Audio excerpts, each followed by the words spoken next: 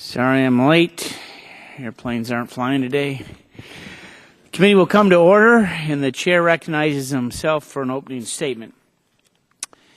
Last week, the Energy and Commerce Committee released its mid-year report, which highlighted our bipartisan success in 2014 to promote jobs and economic growth, transform Washington, create a smaller, modernized government for the innovation era, and protect families, communities, and civic initiatives. This week, we look to build upon our strong record of results as we come together to consider 7 bills.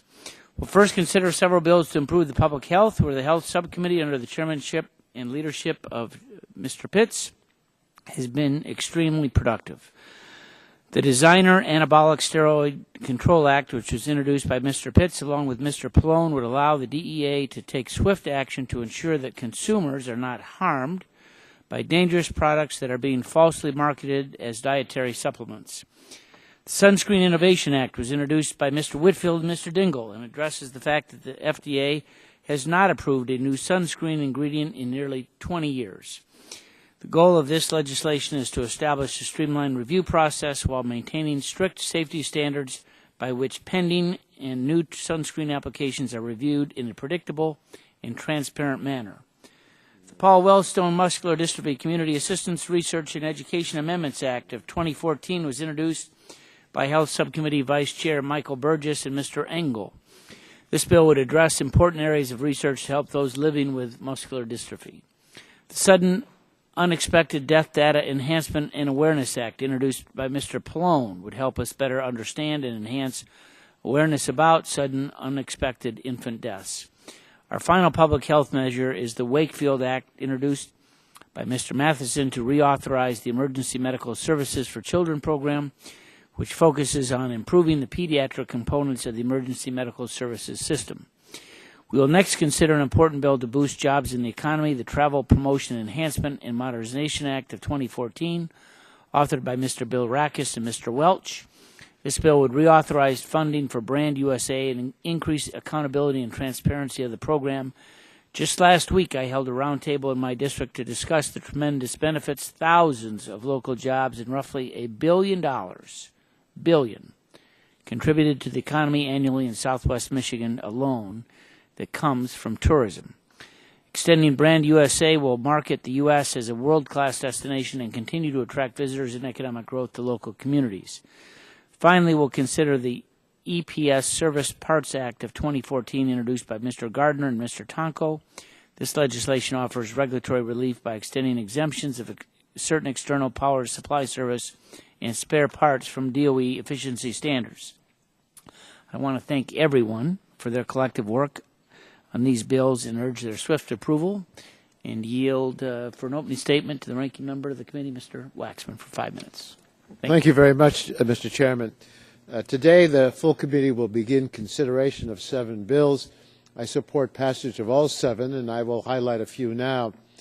H.R. 594, the Paul D. Wellstone Muscular Dystrophy Community Assistance, Research, and Education, or MD Care, amendments of 2014 will build upon the work of the Centers for Disease Control and Prevention and the NIH to improve research, surveillance, and educational efforts regarding multiple dystrophy. It will also better incorporate the needs of adults with MD into current work in this area, and I want to acknowledge the efforts of Congressman Engel and Congressman Burgess on this legislation. H.R. 669, the Sudden Unexpected Death Data Enhancement and Awareness Act, would improve surveillance and data collection on sudden unexpected infant deaths, sudden unexplained deaths in childhood, and stillbirths. Better data on the number and root causes will be critical in advancing our efforts to reduce these tragic deaths, and I'd especially like to thank Ranking Member Pallone for his leadership on this bill. H.R. 4290, the Wakefield Act of 2014, would reauthorize the Emergency Medical Services for Children program, which has supported improvements to pediatric emergency care in every U.S. state, territory, and freely associated states. Congressman Matheson should be commended for his work on this measure. The goal of H.R. 4250, the Sunscreen Innovation Act, is to allow FDA to act more quickly to review marketing applications for new sunscreen ingredients. As a result of the unwieldy review process that FDA is required by current law to follow, there is an unacceptable backlog of these applications that has resulted in a lengthy delay in new products entering the market. I'm glad that we are able to work together on a bipartisan basis to create a workable process that will accomplish the goals of speedy access to new sunscreens.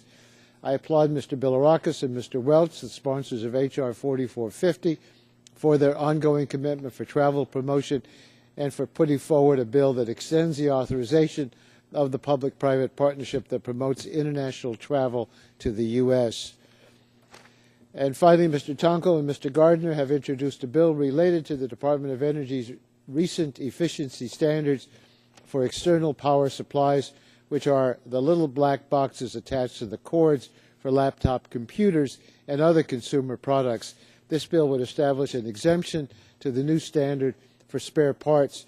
The spare parts would be subject to the 27 standard. DOE will have the ability to limit the exemption in the unlikely event that it is significantly decreasing energy savings. It's a thoughtful, balanced bill. It has broad stakeholder support, and I urge my colleagues to support it. And Mr. Chairman, I think we've got some good bills before us, and I would like to encourage the members of this committee to endorse them all. Thank you. Chair would now recognize Mr. Pitts for an opening statement. Thank you, Mr. Chairman. Ranking Member Pallone and I introduced H.R. 4771, the Designer Anabolic Steroid Control Act, DASCA, to end a loophole that allows designer anabolic steroids to easily be found online, in gyms, and even in retail stores. When taken by consumers, designer steroids, which are Class 3 controlled substances, can cause serious medical harm, including liver injury and increased risk of heart attack and stroke. They may also lead to aggression, hostility, and addiction. Designer steroids are produced by reverse engineering existing illegal steroids and then slightly modifying their chemical composition so the resulting product is not on the DEA's list of controlled substances. DASCA will help protect consumers from these harmful products by giving DEA the tools and authority to properly classify designer steroids as controlled substances and increase criminal penalties for importing, manufacturing, or distributing them under false labels. DASCA would immediately place a number of known designer anabolic steroids on the list of controlled substances. It would grant the DEA authority to temporarily schedule new designer steroids on the controlled substances list for 24 months with the possibility of a 6-month extension so that if bad actors develop new variations, these products can be removed from the market immediately. Create new penalties for importing and manufacturing and distributing anabolic steroids under false labels, and authorize the Attorney General to publish a list of products containing an anabolic steroid that are not properly labeled. DASCA is supported by the American Herbal Products Association, the Consumer Healthcare Products Association, the Council for Responsible Nutrition, the Natural Products Association, and the United Natural Products Alliance. And I urge my colleagues to support this bill, and I yield back. Gentleman yields back. Chair would recognize the gentleman from the great state of Michigan, Mr. Dingell, for an opening statement for 3 minutes. Mr. Chairman, I thank you for your courtesy. I also commend you for the markup and for your leadership in this matter. I am most pleased that the committee is continuing a long and proud tradition of passing public health bills in a bipartisan manner. This is what our constituents want of us, and I believe we're setting an example that the rest of the Congress can and should follow. While I support all the bills before us today, I'm going to focus my remarks on H.R. 4250, the Sunscreen Innovation Act. I'm sorry that it was necessary for us to proceed this way on this legislation. And I'm sorry that Food and Drug did not move with better and more expeditious effort, because they could have and they indeed should have. but the committee came in and saw to it that the matter was properly addressed, and in a bipartisan manner. I'm pleased that the committee then is considering this legislation. The nation is facing a skin cancer epidemic, and it's inexcusable that sunscreen sold in the United States today do not offer the same level of protection as sunscreen sold in Europe, and that some sunscreen ingredients have been waiting review by FDA for over a decade. We need a predictable, transparent, and workable framework for FDA to approve sunscreen ingredients, and I'm confident we have achieved this important goal. I am afraid that this issue will come before us again, but I am prepared to address it in the same way we did this time if we can't get Food and Drug to do the job that they should. For the first time, FDA will have strict statutory deadlines for the review of sunscreen ingredients, which will empower the agency to act on these applications that have been pending for far too long. The legislation also sets up a viable framework for FDA to consider new applications that are submitted after enactment. And I want to thank my colleague and friend, Mr. Whitfield, for his leadership and for his hard work on the legislation.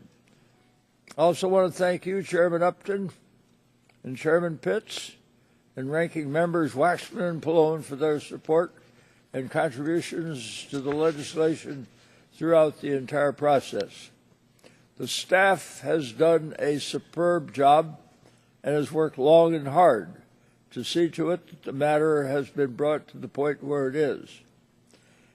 Every day we don't act, Americans will not have access to the most effective sunscreen ingredients, and the skin cancer epidemic will continue.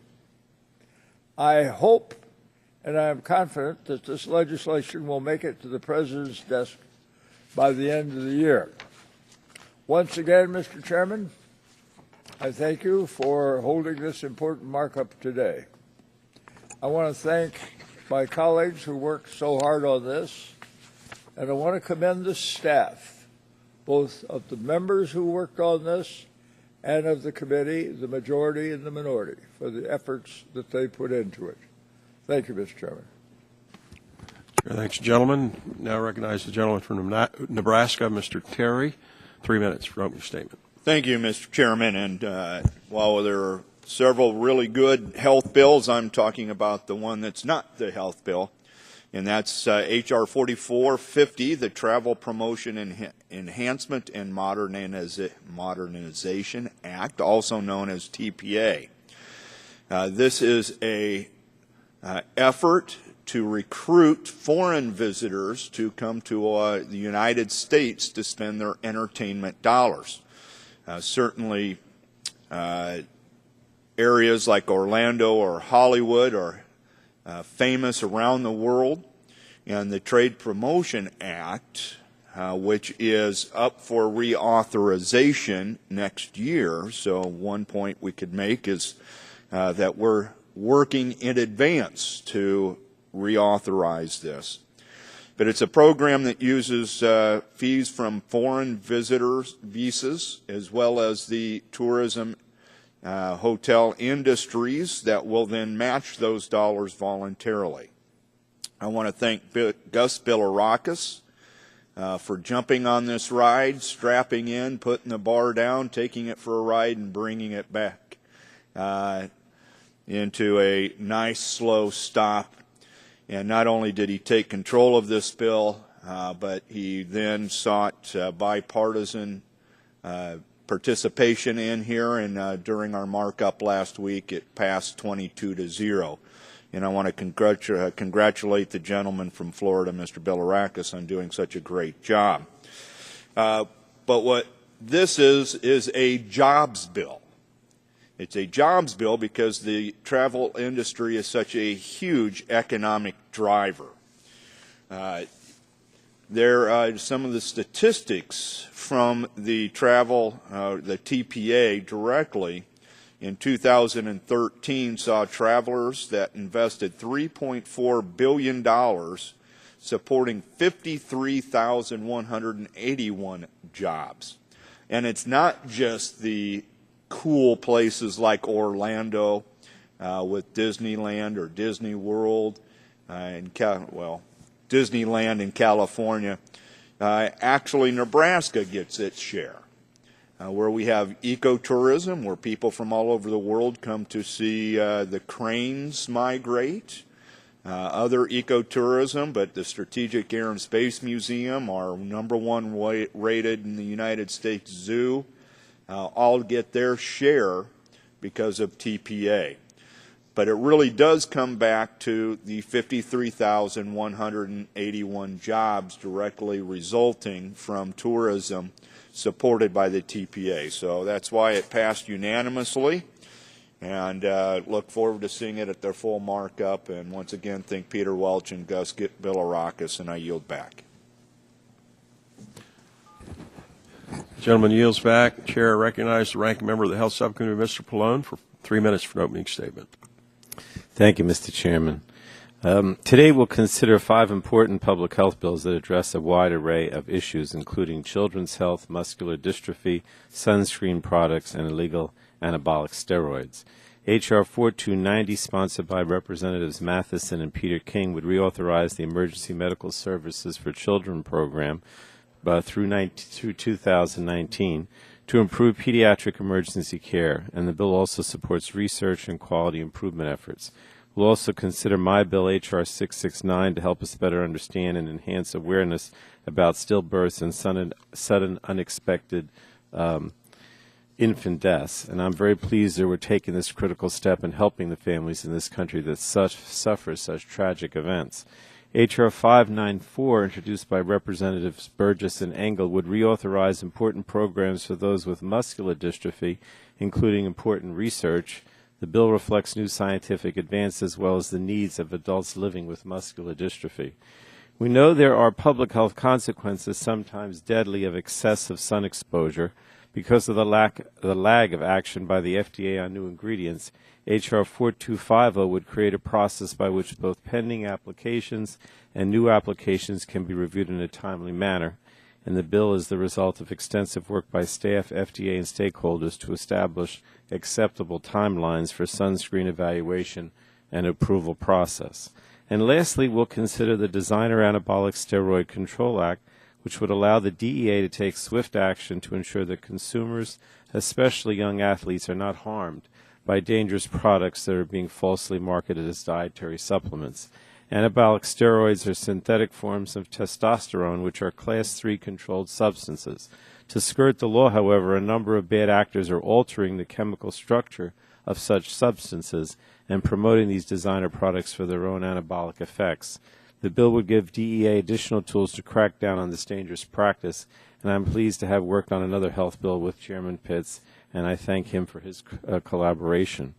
Additionally, I lend my support to H.R. 5057, the EPS Service Parts Act, and H.R. 4450, the Travel Promotion Enhancement and Modernization Act. The latter is especially important to the Jersey Shore, which I represent, as it would help further the promotion of tourism to the United States. And Mr. Chairman, I want to thank the various members of our committee for their leadership in advancing these important bills, and I yield back. Chair, thanks, gentlemen, and now recognize the Vice Chairman of the Health Subcommittee, Dr. Burgess. 3 minutes for an opening statement. Thank you, Mr. Chairman. I do want to say that I'm supporting all of the bills that we're marking up today. I do want to comment on the bipartisan legislation with Mr. Engel, H.R. 594, the Muscular Dystrophy Community Assistance, Research and Education Amendments of 2013. This bill makes targeted updates and improvements to legislation first passed by this committee in 2001 and reauthorized in 2008. These efforts have passed on voice votes and passed overwhelmingly on the floor. This legislation is supported by the totality of the muscular dystrophy community, with over 20 organizations writing letters of support, which are all part of the subcommittee record. Since its enactment, this law has successfully used limited federal resources to improve clinical care across the muscular dystrophies. Muscular dystrophy is not a single disease, but a group of genetic disorders. Important to note that this bill provides no additional authorizations of appropriations and proposes a small set of improvements intended to ensure that the program is focused on the most critical areas and that the funding is being provided that reflects current scientific and medical knowledge. I thank the committee for its bipartisan work on these bills and urge all members to support, and I yield back my time. Chair, thanks, gentlemen. Now recognize the gentlelady from Illinois, Ms. Schakowsky. 3 minutes for an opening statement.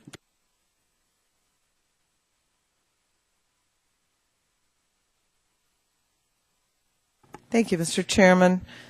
Well, this is a great day for our committee, all these bipartisan pieces of legislation. I will support each of the 7 bills we'll consider tomorrow.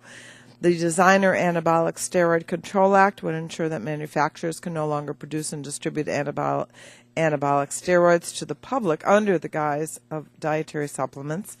The Sunscreen Innovation Act would will help Americans protect themselves from prolonged sun exposure by increasing the pace at which new, safe, and effective sunscreens can enter the U.S. market. The 3 public health bills, the MD Care Amendments of 2014, the Sudden Unexpected Death and Data Enhancement and Awareness Act, and the Wakefield Act highlight the importance of federal investments in public health programs to families and communities across the country. And the EPS Service Parts Act takes common sense steps to phase in energy efficiency requirements for external power supplies. As the ranking member of the Commerce, Manufacturing, and Trade Subcommittee, I'm particularly pleased with H.R. 4450, the Travel Promotion Enhancement and Modernization Act. H.R. 4450 reauthorized the Brand USA program, a public-private partnership to encourage foreign travel to the United States. I strongly support Brand USA's mission of promoting U.S. tourism, and I have heard from travel and tourism professionals across my district and around Chicago area about the need to reauthorize the program this year. I'd like to thank Congressman Bilirakis and Welch for leading this bipartisan effort. In last week's subcommittee markup, I offered an amendment to further improve accountability within the program. The amendment directs the Department of Commerce to establish specific, publicly available timeframes and conditions for revisions and resolution of disagreements related to its in-kind contribution policy. It also requires the disclosure of Brand USA individual expenditures exceeding $500,000. And finally, the amendment expands on Mr. Bilirakis and Mr. Welch's efforts to strengthen Brand USA, requiring the development of new metrics to monitor the performance of the program. By fully understanding the effectiveness of various efforts, Brand USA will be able to maximize its impact in attracting international tourism. Brand USA's continued long-term success is essential to communities around the country and the 1.3 million Americans whose jobs are supported by foreign travel. This is a very strong bill, and I look forward to its swift passage tomorrow. And I yield back. Chair, thanks, gentlelady. Now recognize the gentleman from Ohio, Mr. Latta. 3 minutes for an opening statement. Thank you, Mr. Chairman, and thank you for holding today's markup. I want to specifically mention my support for H.R. 4250, the Sunscreen Innovation Act. This legislation would establish a new review process for sunscreen ingredients by the FDA, whereby pending and new applications would be reviewed in a predictable and transparent manner. In the bill, there would also be an opportunity for the FDA to hear input by experts and the public towards this review process. This bill is extremely important as melanoma is a prevalent form of cancer in this country, and Americans should have access to the best products available to protect themselves from this terrible disease. Over the past 40 years, melanoma has increased 800% among young women and 400% among young men. Every year, there are 2 million Americans diagnosed with some form of skin cancer. Tragically, my home state of Ohio ranks in the top 10 for the highest melanoma death rates in the country. One of the causes of the risk in the rise of in the skin cancer is the overexposure to ultraviolet radiation. I am very concerned that a new over-the-counter sunscreen ingredient has not been approved by the FDA since the 1990s, and there are currently 8 new sunscreen ingredient submissions that have been pending before the FDA for 12 years. none of which have received final approval. Sunscreen with new ingredients has been available in foreign markets, including Europe, Canada, Asia, and South America for the last 15 years. American companies produce these ingredients but are forced to export their products overseas because of the regulatory inaction by the FDA. If an ingredient has been deemed safe and effective for many years in Europe, why is it not be given the same chance for success in the United States? H.R. 4250 is a simple way of alleviating the current backlog of sunscreen ingredients and streamlining the process, which will, most importantly, protect American families from skin cancer and save lives. In addition, I am also pleased to see H.R. 5057, the EPS Service Parts Act of 2014, included in the markup. This committee has produced a host of small but important energy efficiency bills that make a big difference for impacted shareholders. The proposed technical fix is not only the product of successful bipartisan collaboration, but also a good governance proposal that protects EPS, external power supplies, service parts manufacturers from unnecessary costs. I urge my colleagues to support these bills, and Mr. Chairman, I thank you and I yield back. Chair, thanks the gentleman. Now recognizes the gentlelady from Florida, Ms. Castor, 3 minutes for an opening statement. Thank you. Mr. Chairman, in my home state of Florida, travel and tourism means jobs and it means economic growth. That is why it's so important that we're taking up the reauthorization of the Travel Promotion Act, and I'm proud to be an original co-sponsor of the bill. And I want to thank my colleague, Congressman Gus Bilirakis, for introducing the legislation. He and I fly out of the best airport in the country together, Tampa International Airport, and we value the world-class treatment visitors to our area receive the minute they step off of the plane. People come to Tampa and St. Petersburg to go to Busch Gardens, the Florida Aquarium, to visit some of the world's best beaches, go fishing, or drink cafe con leche in historic Ybor City, and enjoy everything the Gulf Coast has to offer. Travel and tourism in Florida did take a very serious hit after the BP oil disaster and after the economic collapse. But lately it's been making a major comeback, and we want to do everything we can to support it. In 2010, I was proud to help pass the Travel Promotion Act and create Brand USA to promote America as a premier travel destination to international visitors.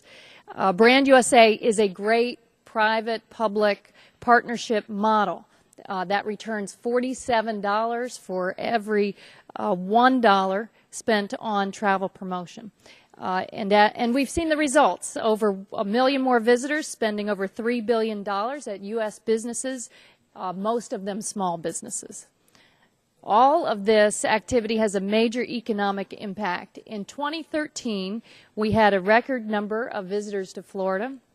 In Hillsborough and Pinellas counties that I represent, we saw over $12 billion of economic activity tied to tourism alone. Visit Tampa Bay and visit St. Pete, Clearwater, and the small businesses in my community could see a real boost with the help of the Travel Promotion Act and more international visitors. Reauthorizing Brand USA will help. We still have more work to do in reforming our visa waiver program to help our international visitors come to the United States. And if any of my colleagues are not co-sponsors of the JOLT Act, I highly encourage you to take a look and join today.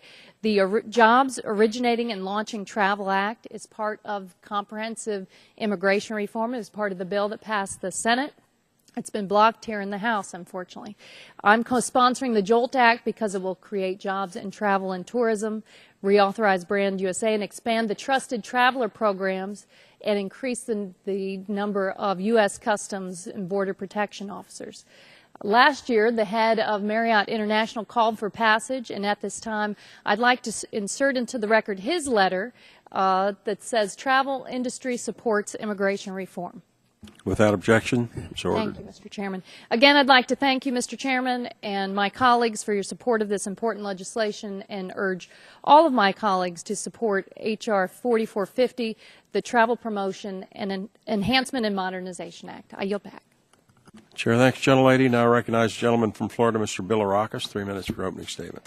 Thank you, Mr. Chairman. I appreciate it, and I appreciate your consideration of H.R. 4450, the Travel Promotion, Enhancement, and Modernization Act, which would reauthorize Brand USA for a limited time. It has numerous accountability measures and strengthens the transparency of the public-private partnership that promotes increased tourism to the United States.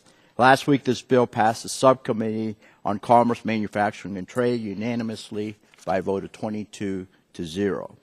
Passage of H.R. 4450 will be good for the economy. It's a jobs bill, Mr. Chairman. A recent analysis performed by the independent firm Oxford Economics estimated that fiscal year 13 Brand USA generated 1.1 million additional international visitors who spent an estimated $3.4 billion, generating economic revenue and supporting job creation in communities across America. Brand USA does not impose a cost upon the federal government. In fact, it has helped reduce the deficit during the last 2 fiscal years and is expected to continue to do so. Federal tax dollars are not used to fund Brand USA. I'll say it again. Federal tax dollars are not used to fund Brand USA. Brand USA is supported by international visitors and a private sector contribution, voluntary, I might add. After it receives contributions from the private sector, Brand USA can only collect up to $100 million in matching funds from fees paid by foreign travelers. Amounts collected in excess of that cap are returned to the Treasury for deficit reduction.